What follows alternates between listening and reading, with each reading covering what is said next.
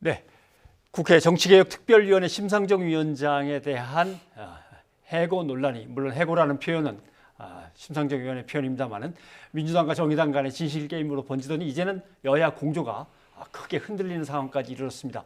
오늘 정의당의 이정미 대표를 이 자리에 모셨습니다. 어서 오십시오. 네, 안녕하세요. 글쎄요, 무슨 얘기부터 해야 될지 모르겠습니다만은 지금 벌어진 상황은 이제 대충 보셨는데 미리 언질이 전혀 없었습니까? 민주당으로부터? 이인영 대표, 원내대표로부터 이게 진실 공방으로 자꾸 흐르고 있는데요. 상식적으로 그냥 생각해 보시면 됩니다. 정의당에게 그러한 사전 협의나 통보가 있었다면 정의당이 그렇게 하세요 했을 리도 없고, 또 지금 이 상황에서 저희들이 이렇게 펄쩍펄쩍 뛸 리도 없지 않습니까? 뭐 심상정 의원이 민주당이 지난주 월요일이죠. 월요일 날 3당 합의가 되고 나서 자유한국당이 그 합의를 파기하면서 결과적으로 정개특위 시한이 이제는 다 끝나가는 그 상황에서 이렇게 그냥 뭐 정개특위에서 아무것도 못하고 넘어가면 큰일 나지 않냐. 합의 처리가 안 된다고 한다면 지금 6월 말까지 시한이 있으니 그냥 의결을 하자. 그리고 나면은 내가 무슨 위원장 자리에 연연하겠냐. 그렇죠. 이렇게 했던 이야기 밖에는 없습니다. 거기에서 핵심은 자유한국당이 연장 처리를 합의해주지 못한다면 6월 말까지 정개특위 시한 안에서 그 정치개혁안을 통과시키자라고 했던 그 얘기가 핵심이거든요. 그러면 뭔가 예를 들면 특위 연장이 최우선이고 위원장 얘기는 그 다음에 여야가 다시 합의를 해봅시다. 뭐 이렇게 얘기됐는데 그 얘기는 아마 내가 희생 얼마든지 된다. 해도 특위 된다. 연장이 지금 불가능할 것 같으니까 그 의안 처리를 하자 이렇게 제안을 했던 것입니다. 그렇군요. 네. 알겠습니다. 근데 입장을 이제 쭉 그동안의 경과를 살펴보면 6월 임시국회 열려고 의원들한테 합의서 받으러 다니고 되게 열심히 땀을 흘리셨는데 오히려 민주당보다 더 정의당이 열심히 뛰신 것 같은데 뭔가 이렇게 좀 뒤통수를 맞은 기분이 드십니까? 사실 자유한국당이 지금 한 80일을 국회를 올스톱시킨 상황이었고 20대 국회에 들어와서 17번째 보이콧을 한 것입니다. 그리고 뭐 거의 국회를 다 들러 없다시피 폭력 난동을 부린 상황인데 거기에다가 또 교섭단체 간에 어렵게 합의한 내용을 번복을 했단 말이죠. 나경원 원내대표 들어서서 본인이 사인한 것을 지금 두 번째 부정을 한 것입니다. 지난 12월 15일 날 5당 합의도 부정을 했고 이번 지난 월요일 날 교섭단체 간의 합의 사인도 스스로 부정하는 이런 꼴이 되었기 때문에 정의당 입장에서는 이렇게 자유한국당에게 질질 끌려가서는 안 된다. 다수당이 다 하자고 하는데 한 당 반대하면 모든 것을 할 수 없는 이런 상황이 앞으로 계속되어서는 안 되기 때문에 자유한국당 그렇게 안 와도 국회가 운영된다는 것을 보여주자. 국회법에 예결위원장 선출과 관련해서 5월 31일 임기 만료가 지나고 나서도 예결위원장을 선출하지 못하거나 예결위원 명단을 내지 않으면 본회의에서 의장님이 직권하에 뽑을 수 있게 돼 있습니다. 그래서 그렇게 뽑아가지고 추경 처리를 하면 되는 것이지 자유한국당이 이제까지 자신의 어떤 과오나 잘못에 대해서는 적반하장격으로 우리 얘기 들어주지 않으면 들어설 수 없다고 한 거를 민주당이 다 수용한 것에 대해서 저희들이 이해할 수 없다는 것이죠.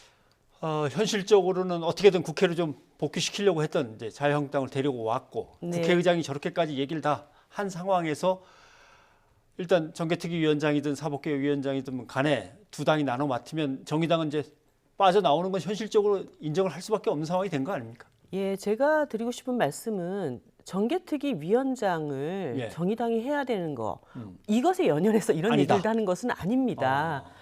뭐 그 정개특위가 국민들이 열망했고 여야 사당이 합의한 연동형 비례대표제의 기본적인 원칙이 관철된다면 그 자리에 누가 앉아 있는들 그게 무슨 상관이 있겠습니까?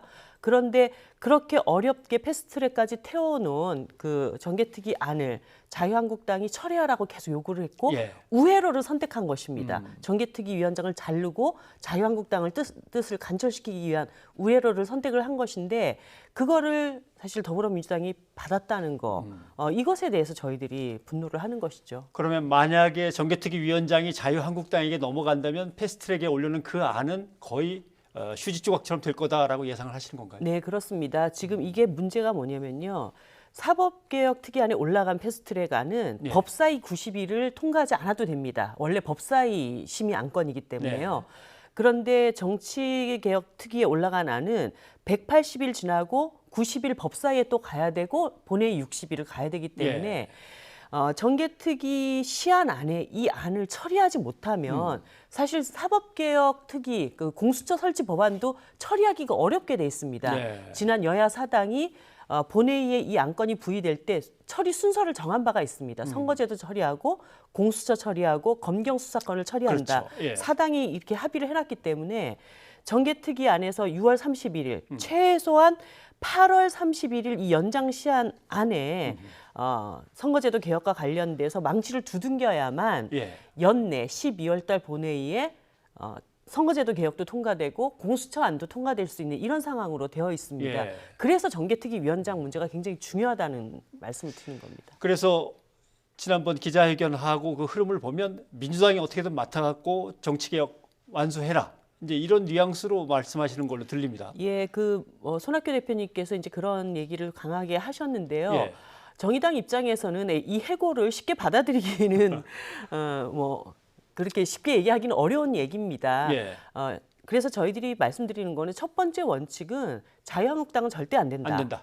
두 번째 원칙은 민주당이 설사 이 정개특위를 맡는다 하더라도 그거 맡아놓고 아무 일도 안 하면 자유한국당이 맡은 거랑 뭐가 다를 게 있습니까? 예. 8월 31일 연장 시한 이 내에서 반드시 선거제도 개혁과 관련돼서 심의 의결해야 된다라고 하는 것이 저희들의 원칙입니다. 네, 알겠습니다. 근데 혹시 한간에서 이런 얘기도 합니다. 민주당도 연동형 비례대표제 뭐 그렇게까지 하고 싶지 않았던 건 아닐까? 이렇게 네. 쉽게 자유한국당한테 슬그머니 내놓는 걸 보면 네. 이런 얘기도 나오는데 약간 타당성은 있나요? 사실 예결위원장 선출을 금요일 날 이번 주 금요일 날 자유한국당이 한다는 거 아닙니까? 예. 그것도 경선을 통해서 한마디로 추경은 어음을 받은 거고 정개특위 심상정 자르는 건 현찰로 준 겁니다. 예. 그만큼 이 선거제도 개혁, 정치 개혁에 대해서 더불어민주당이 너무 가볍게 여긴 것이 아닌가에 대한 의혹은 분명히 있습니다. 그리고 네. 그 의혹이 현실이 되지 않기를 바라고 있고요. 사실 이 정개특위에서 다뤘던 모든 내용은 문재인 대통령의 핵심 공약입니다. 집권 정당이 책임져야 될 일을 예. 6석 이 정의당이 힘겹게 여기까지 끌고 온 겁니다. 그러면 마무리는 집권 정당이 책임 있게 하셔야죠. 예, 알겠습니다. 그러면 민주당이 이제 의원총회를 내일이나 모레쯤 한다고 하지 않습니까? 네. 거기서 확실하게 사법개혁, 정개특위 둘을 놓고 정개특위를 갖고 올 걸로는 예상을 하시는지요? 그거를 자유한국당에게 넘기는 결정을 한다. 그거는 결국은 공수처도 버리고 선거제도 개혁도 버리는 수순이기 때문에 예. 그런 좀 잘못된 선택을 하지는 않을 거라고 않을 거다. 보고요. 예. 다만 의총에서 정개특위를 민주당이 맡는다가 중요한 게 아니라 8월 안에 이걸 처리해서 사개특위와 정개특위 안을 12월 연내 예. 국회 본회의에서 의결하자. 여기까지 나가야지 된다고 예. 봅니다. 근데 만약에 지금 요구하시는 내용들이 전혀 먹히지 않고 들어주지 않았다고 친다면 정의당은 그 다음에 어떤 절차를 밟게 됩니까? 아시겠지만 작년 12월 달에 제가 이 문제로 예. 열흘간의 단식도 했던 사람입니다. 많은 국민들이 그 국회 난장판을 지켜보면서도 패스트트랙에 대해서 박수를 쳐주셨습니다. 예. 이것이 지난 몇 달 동안에 이 모든 노력이 수포로 돌아가고 아무 일도 없던 것처럼 된다면 단식까지 했던 사람인데 뭘 못하겠습니까?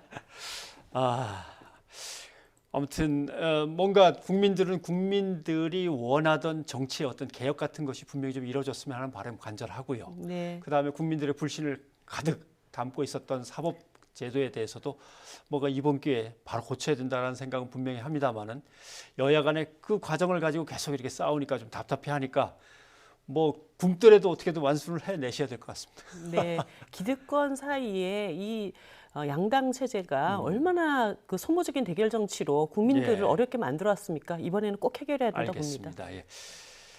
밥그릇 싸움으로 보인다라고 하는 뭐 여론도 있는데 당 대표로서 그건 아니다라고 분명히 네, 얘기하시는 지금 거죠. 금방 말씀을 드렸습니다. 사실 민생을 챙기려면 협치와 개혁 경쟁으로 나가야 됩니다. 그런데 지금까지의 이 양당 체제가 국회를 어떻게 만들어 왔는가만 조금만 반추해 본다면 민의를 그대로 담는 선거제도 개혁이 꼭 필요하다는 것을 말씀드리고 예. 싶습니다. 알겠습니다.